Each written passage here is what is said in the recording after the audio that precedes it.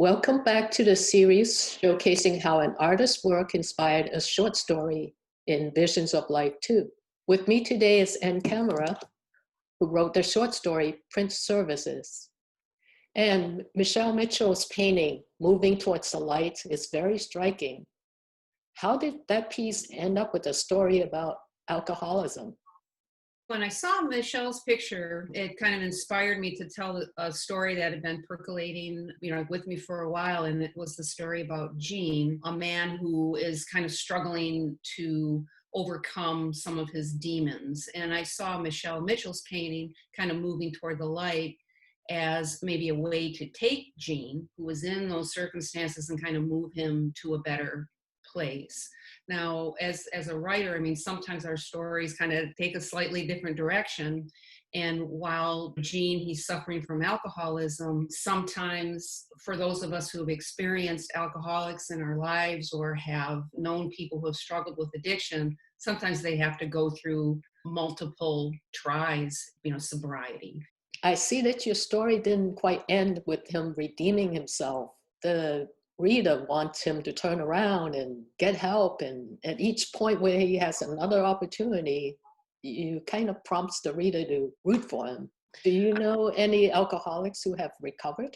I have. I've had experience in my life where I have known people who have suffered from addictions, and then they come out, they go through rehab, or they find the inner strength, like within themselves to kind of come out, toward that other side. But then there's also instances where I grew up in the 70s, so I knew quite a few people who fell into drug problems or alcohol problems who never really resolved those issues.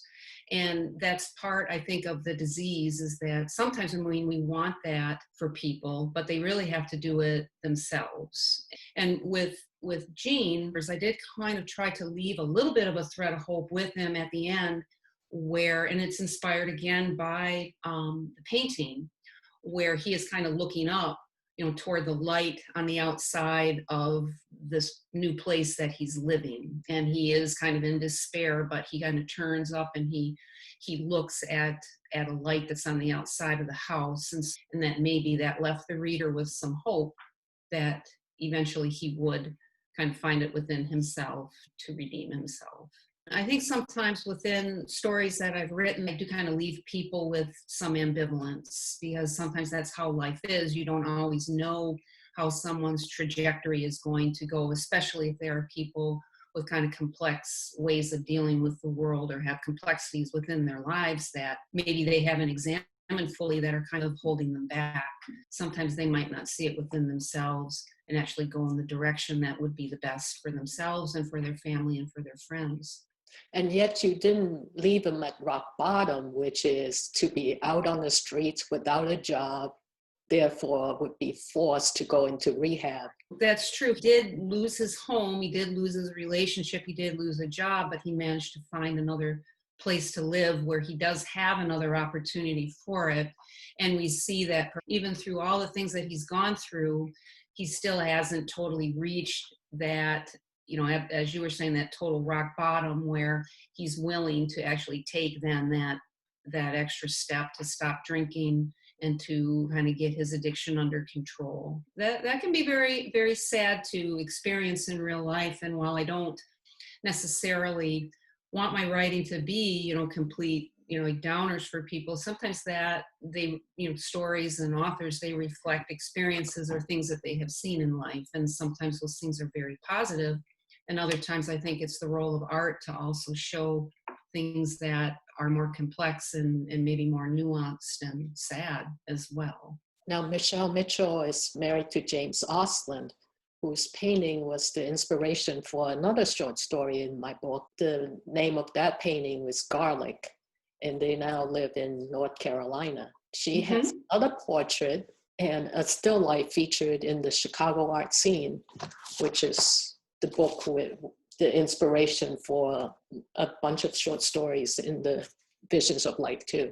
So I like to show you a couple of her work and see what you think of them. This one is called The Call. I love the use of light in there, and just the realism of the portrait is absolutely stunning. And I'm always amazed that people are able to achieve something like that in two-dimensional art. It's indescribable, and it's an experience to really look at that and to realize the depth of someone's talent. It kind of reminds me of paintings that harken from an earlier era, like some of the Dutch masters and such. It's very beautiful. Here's another one.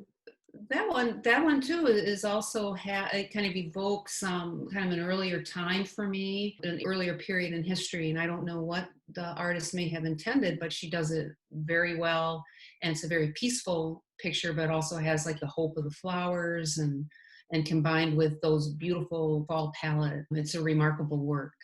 Thank you, Anne, for sharing your story with us. Thank you so much for the opportunity to participate in the beautiful books that Crowwoods Publishing puts together, and the opportunity to see the work by so many talented artists. It's really quite an honor. Well, thank you, Anne. Please go to crowwoodspublishing.com to order a copy of both books. The Visions of Life 2 book will be on sale with a 15% discount through the holidays. You can also go to Amazon to order an ebook. See you next time.